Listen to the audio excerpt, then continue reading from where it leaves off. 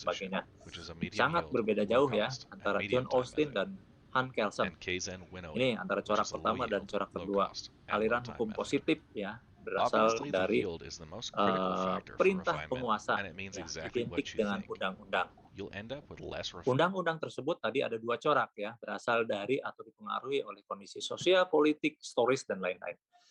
Kalau Hans Kelsen mengemukakan bahwa hukum harus terbebas dari analisir politik, ekonomi, sosial, historis, dan lain sebagainya. Ini ya, corak-corak yang dikemukakan oleh aliran hukum positif ya. Baik, rekan-rekan. Yang ketiga, aliran utilitarian. Ya, ini utilitarian ini adalah hukum berasal dari kemanfaatan. Jadi sesuai dengan teori tujuan hukum yang dikemukakan oleh Gustav Reichsbruch, seorang ilmuwan dari Jerman mengemukakan bahwa hukum itu harus memiliki tujuan. Tujuan yang pertama adalah untuk keadilan. Tujuan yang kedua adalah untuk kepastian hukum. Dan tujuan ketiga adalah untuk kemanfaatan. Nah, salah satu tujuan hukum menurut Gustav adalah salah satunya adalah kemanfaatan. Nah, kemanfaatan di sini adalah dasar dari aliran utilitarian ya. Utilitarian ini adalah aliran yang meletakkan kemanfaatan sebagai tujuan utama hukum ya. Jadi hukum itu berasal dari kemanfaatan. Jadi dilihat apakah hukum ini ada manfaatnya atau tidak. Sumbernya adalah manfaat. Jika memang ada manfaatnya, katakanlah ada manfaatnya adalah untuk pengaturan. Misalnya pengaturan tentang pemerintahan desa, maka dibuat undang-undang tentang desa. Nah, jadi dilihat dari segi kemanfaatan, ada nggak manfaatnya kalau misalnya dibuat hukum. Nah, oleh karena itu aliran utilitarian ini adalah hukum yang berasal dari kemanfaatan. Ya. Kemudian tokoh dari aliran utilitarian ini adalah Jeremy Bentham, John Stuart Mill, dan Rudolf van Jering ya. Ini masing-masing punya pandangan ya. Pandangan Jeremy Bentham berpendapat bahwa alam memberikan kebahagiaan dan kesusahan ya. Alam memberikan kebahagiaan dan kesusahan sehingga tugas hukum adalah memelihara kebahagiaan dan mencegah kejahatan. Jadi pandangan dari Jeremy Bentham adalah hukum harus memelihara kebaikan dan kejahatan. Memelihara kebaikan dan mencegah kejahatan. Nah, ini pandangan dari Jeremy Bentham. Kemudian pandangan dari John Stuart Mill. Mill mengatakan bahwa manusia adalah kebahagiaan. Tujuan manusia adalah kebahagiaan. Sehingga kebahagiaan itu melalui hal-hal yang membangkitkan, menciptakan suatu kondisi kebahagiaan. Ya. Mill juga mengatakan bahwa kebahagiaan dapat diciptakan ya melalui aturan hukum. Nah ini ya. Jadi hukum berasal dari kebahagiaan. Nah ini pandangan dari John Stuart Mill ya. Kemudian pandangan dari Rudolf van Jering dikatakan bahwa hukum adalah untuk melindungi kepentingan-kepentingan. Rudolf van Jering mengatakan bahwa hukum itu untuk melindungi kepentingan-kepentingan. Oleh karena itu, identik hukum itu adalah melindungi kepentingan-kepentingan. Nah, ini ya pandangan ketiga tokoh hukum berasal aliran utilitarian ya. Hukum berasal dari kemanfaatan. Yang pertama adalah Jeremy Bentham. Yang kedua adalah John Stuart Mill, yang ketiga adalah Rudolf van Jering. Nah, ini pandangannya masing-masing, tapi tiada lain, semuanya adalah dari segi kemanfaatan. Baik, rekan-rekan yang keempat, ini hukum berasal dari sejarah. Ya. Hukum berasal dari sejarah, maksud sejarah, ya. Timbul sejarah karena adanya kondisi yang mempengaruhi hukum itu di mana berasal. Ya. Tokohnya adalah Frederik Karl van Savigny dan Punca, kemudian dan Henry Summerman. Ya, ada 3 tokoh dalam mazhab sejarah. Hukum berasal dari sejarah. Masing-masing punya pandangan. Ya, yang pertama adalah Frederik Karl van Savigny. Ini pandangannya adalah bahwa dalam membangun hukum adalah mutlak diperlukan studi terhadap sejarah dari bangsa di mana hukum itu dibangun. Pandangan Frederik Karl ini tadi bahwa hukum itu dibangun harus mutlak diperlukan kondisi sejarah. Mutlak diperlukan dari kondisi sejarah di mana bangsa itu atau hukum itu dibangun. Toh, Undang-Undang Nomor 1 Tahun 46 tentang KUHP ini diberlakukan saat ini itu berdasarkan dari sejarah di mana hukum itu berasal. KUHP itu berasal dari yang pertama adalah dari negeri Prancis, namanya dulu Code Penal, ya. Kemudian diturunkan kepada negeri Belanda, Hindia Belanda ketika itu menjadi strafrecht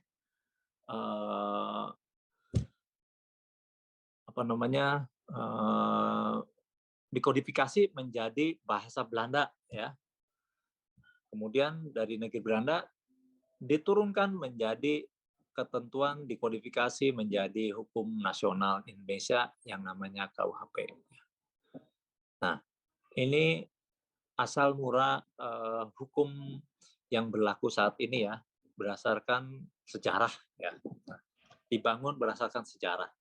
Pandangan oleh Frederik Karl, ya, dalam membangun hukum mutlak diperlukan studi terhadap sejarah dari bangsa mana hukum itu dibangun, ya, dari turun-temurun dari mulai Prancis kemudian ke Belanda, Belanda ke Indonesia.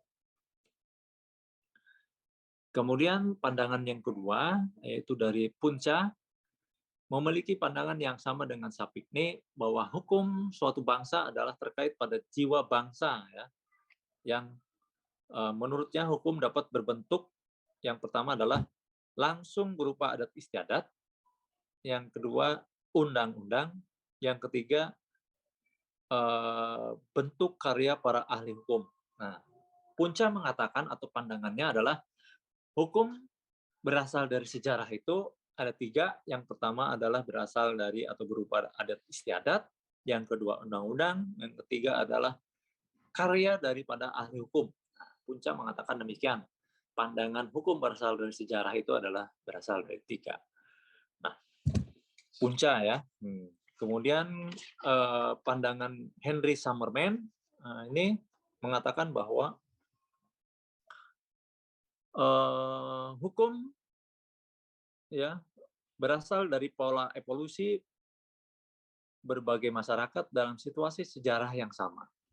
Artinya hukum itu berasal dari kondisi sosial atau sejarah yang sama di suatu masyarakat, ya.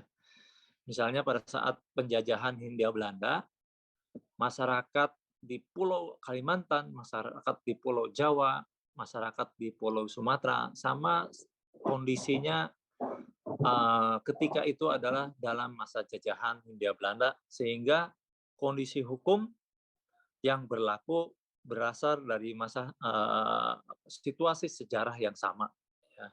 Nah, ini pandangan Henry Summerman, ya, bahwa hukum berasal dari kondisi sejarah dan situasi kondisi yang sama dalam situasi masyarakat yang sama, ya, dalam situasi masyarakat yang sama. Ini, ya, pandangan-pandangan terhadap hukum berasal dari sejarah. Yang kelima, ya, hukum berasal dari kondisi sosial, ya. Ini aliran hukum sosial jurispruden.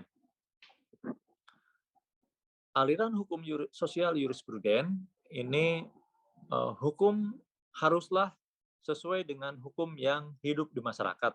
Nah, ini dikemukakan oleh Ergun Enrik dan Reskopun, ya, mengemukakan bahwa hukum haruslah berasal dari dan hidup di dalam masyarakat. Ya. Nah ini the positive law ya dan the living law. Jadi secara tegas bahwa antara hukum positif dengan hukum yang hidup masyarakat ya ini memisahkan antara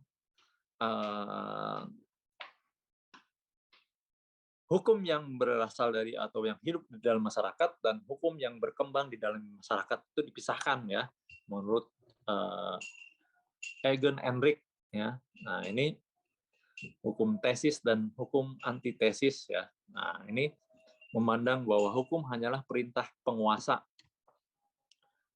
Jadi aliran sosial jurispruden ini hukum berasal dari kondisi sosial hanyalah perintah dari penguasa, namun sumbernya adalah dari kondisi sosial jurispruden ya. Egon Enrich mengatakan bahwa hukum tunduk pada kekuatan sosial tertentu ya. Nah, jadi hukum itu harus tunduk pada keadaan sosial tertentu. Karena sumbernya dari kondisi sosial, kemudian hukum itu harus tunduk pada keadaan sosial tertentu. Ini dikemukakan oleh Egon Enrich. Artinya apa? Artinya hukum itu berasal dari kondisi sosial, kemudian hukum itu harus tunduk dalam kondisi sosial tersebut. Tidak boleh bertentangan ya. Nah ini, sehingga ketertiban dalam masyarakat didasarkan pada pengakuan sosial terhadap hukum. Dan hukum bukan karena penerapannya secara resmi oleh negara. Oleh karena itu, ketertiban masyarakat itu didasarkan pada pengakuan sosial terhadap hukum.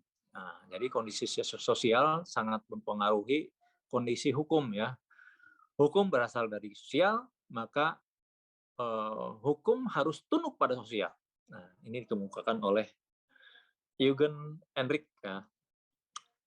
Nah, kemudian pandangan Rescoe ini dikenal dengan teorinya bahwa hukum adalah alat untuk mempengaruhi, ya, alat untuk merekayasa. Nah, ini teorinya dari Rescoe ya. Hukum itu adalah alat untuk merekayasa, untuk mempengaruhi masyarakat. Ya, law is a tool of social engineering. Ya, jadi untuk memenuhi perannya sebagai alat merekayasa masyarakat. Ya. Jadi hukum itu harus menjadi alat untuk merekayasa masyarakat. Harus tunduk kepada aturan-aturan hukum ya. Nah, jadi masyarakat harus tunduk kepada aturan-aturan yang telah dibuat ya. Jadi kepentingan yang harus dilindungi hukum menurut pandangan Rescoe ada 3. Yang pertama adalah untuk melindungi kepentingan umum. Jadi hukum itu harus melindungi kepentingan umum. Ya, Rescoe mengemukakan bahwa hukum itu harus melindungi kepentingan umum, public interest, yang di dalamnya mengatur tentang kepentingan negara sebagai badan hukum, kemudian kepentingan negara sebagai penjaga kepentingan masyarakat. Nah, kemudian hukum juga harus melindungi kepentingan masyarakat, ya, social interest, yang mengatur tentang kepentingan akan kedamaian dan ketertiban. Kemudian mengatur perlindungan lembaga-lembaga sosial. Kemudian mengatur tentang pencegahan kemerosotan akhlak. Kemudian mencegah pelanggaran hak. Kemudian untuk kesejahteraan sosial. Nah, hukum itu harus melindungi kepentingan masyarakat.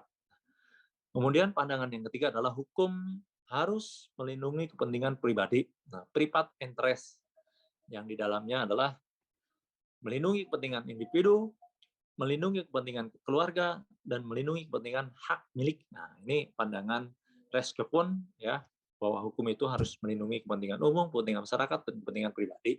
Ya. Oleh karena itu, hukum itu sebagai alat untuk merekayasa menurut Rescoe ya. Nah, ini. Kemudian menurut Rescoe juga bahwa hukum sesuai dengan kondisi sosial yang berkembang dalam masyarakat sama dengan pemikiran ahli hukum dari Indonesia ya, Muhtar Kusumaatmadja, bahwa dikenal bahwa hukum sebagai sarana pembaharuan masyarakat. Jadi hukum, dengan adanya hukum itu membuat atau menjadikan sarana pembaharuan masyarakat untuk mengatur kondisi sosial masyarakat ya. Hukum itu harus ditaati dan mengatur ya, sehingga tertib adalah sebagai tujuan daripada hukum. Masyarakat akan tertib mengikuti aturan-aturan yang digariskan oleh hukum. Nah, ini teori yang dikemukakan oleh pakar hukum atau ahli hukum dari Indonesia yang bernama Muhtar Somad Aja. Kemudian yang keenam, aliran legalisme. Ya, ini hukum dari kondisi sosial. Aliran legalisme disebut pula sebagai reason hukum. Ya, dalam pandangan menganut reason hukum, hukum adalah hasil kekuatan sosial dan alat kontrol sosial. Nah, jadi hukum itu berasal dari kekuatan sosial sebagai alat kontrol sosial.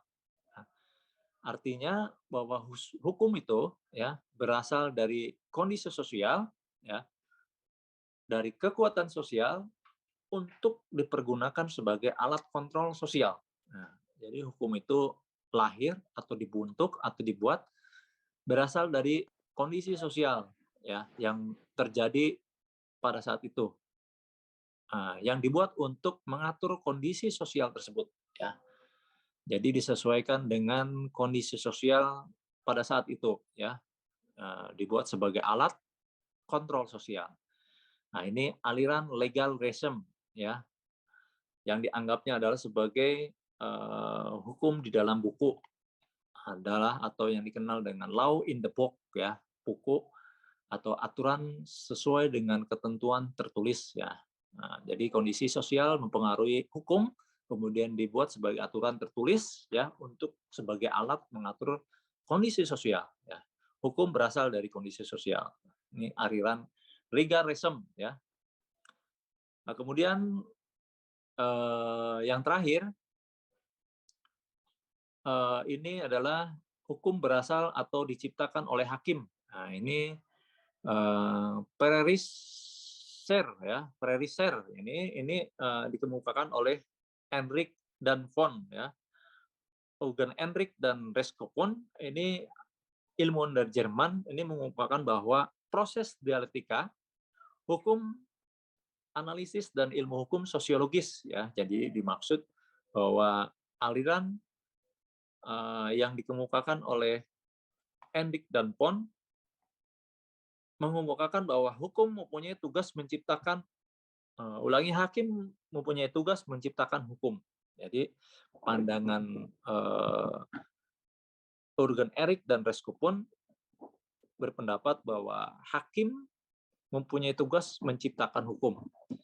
Sesuai dengan Undang-Undang 48 tahun 2009 tentang kekuasaan kehakiman, bahwa hakim tidak boleh menolak perkara yang diajukan oleh jaksa. Perkara yang diajukan oleh kepolisian ya selaku penyidik, jaksa selaku penuntut diajukan kepada pengadilan untuk dilakukan pemeriksaan oleh hakim. Sesuai dengan asasnya bahwa hakim tidak boleh menolak perkara yang diajukan oleh jaksa sehingga hakim mempunyai kekuatan untuk menciptakan hukum. Nah, inilah pandangannya hukum berasal dari kekuatan hakim ya. Menurut Enrik dan Reskopon bahwa norma yang diciptakan atau dibuat oleh hakim akan dibuat menjadi hukum ya. Oleh karena itu hakim harus memutuskan perkara yang telah dilakukan, telah diperiksanya ya. Hakim tidak boleh menolak perkara yang diajukan. Ini adalah hukum berasal dari kekuatan hakim ya, Preriser ya. Nah, aliran ini dikemukakan oleh dikemukakan oleh Enrik dan von ya. Bersumber pada undang-undang kekuatan hakim. Nah, ini ya rekan-rekan 7 aliran filsafat hukum yang terkemuka hingga saat ini, bahwa hukum itu dipandang di mana hukum itu berasal. Apakah hukum itu berasal dari Tuhan sebagai hukum alam? Apakah hukum itu berasal dari sosial jurispruden, kondisi sosial yang mempengaruhi ya? Apakah hukum itu berasal dari sejarah ya? Apakah hukum itu berasal dari kondisi sosial ya, hukum sosial, kemudian apakah hukum itu berasal dari kekuatan hakim. Nah, tergantung daripada cara pandang dari mana hukum itu berada. Jadi hukum itu tentu berbeda-beda pandangannya ya. Menurut Hans Kelsen mungkin berbeda dengan menurut John Austin tadi ya. John Austin mengatakan bahwa hukum itu sangat dipengaruhi oleh kondisi sosial, politik, ekonomi, sejarah. Ya. Tapi kalau menurut Hans Kelsen tidak. Melainkan sebaliknya, hukum tidak boleh terpengaruhi oleh analisir ekonomi, sosial, politik, sejarah, dan lain sebagainya ya. Nah, tergantung daripada dari mana pandangan hukum itu berasal. Ya. Sehingga orang hukum, ya ilmu hukum, tentu pandangannya beda-beda. Nah, karena memang cara pandang kita dari mana kita melihat. Ya. Tidak boleh kita berdasarkan cara pandang tertentu saja, tidak ya. Dari mana kita memandang hukum? Apakah itu dari sejarah, dari undang-undang, dari hukum alam, atau dari pandangan kekuatan hakim? Nah, ini ya. Ini ya rekan-rekan aliran-aliran dari hukum filsafat hukum, sehingga hukum didefinisikan tidak ada yang sama sekali tokoh-tokoh hukum bisa mendefinisikan tentang hukum. Secara garis besar bahwa hukum itu adalah seperangkat kaidah normatif yang dibuat atau disusun oleh pejabat berwenang, ya, yang berisi ketentuan normatif, yang berisi sanksi, ya, yang berisi sanksi, yang bersifat memaksa. Kalau misalnya tidak bersifat memaksa, maka bukan hukum namanya. Dan apabila dilanggar, maka akan mengakibatkan sanksi. Nah, ini sebetulnya definisi hukum. Tapi dari semua definisi hukum ini adalah intinya selaras dengan keadilan. Hukum adalah selaras dengan keadilan. Nah, intinya daripada hukum itu adalah, ya makanya seberapapun tokoh hukum mendefinisikan hukum tentu berbeda-beda. Namun intinya adalah hukum selaras dengan keadilan. Nah, ini. Karena apa? Memang sangat wajar para tokoh hukum mendefinisikan hukum beragam, karena memang filsafat hukum memandang hukum itu berasal dari cara pandang yang berbeda-beda. Ya. Nah, di sini ya rekan-rekan, mengapa hukum itu cara pandang yang berbeda? Karena memang dari berbagai aliran hukum dari filsafat hukum. Nah, baik rekan-rekan, ini yang bisa kita sampaikan atau kita bahas pada minggu ini adalah aliran-aliran dalam filsafat hukum, ya, 7 aliran dalam filsafat hukum, ya. Terima kasih rekan-rekan. Sampai di sini ada yang ditanyakan? Baik rekan-rekan, kalau tidak ada yang ditanyakan, terima kasih atas kesempatannya atau kesediaannya belajar bersama Bapak dalam materi kuliah filsafat hukum. Kita ketemu lagi kesempatan berikutnya, kita akan membahas dimensi persoalan filsafat hukum. Ya. Baik, terima kasih atas perhatiannya. Mohon maaf atas salah kata, salah penafsiran, atau salah pembahasan. Bapak mohon maaf ya. Terima kasih. Assalamualaikum warahmatullahi wabarakatuh. Waalaikumsalam warahmatullahi warahmatullahi wabarakatuh. wabarakatuh. Terima kasih Pak. Bapak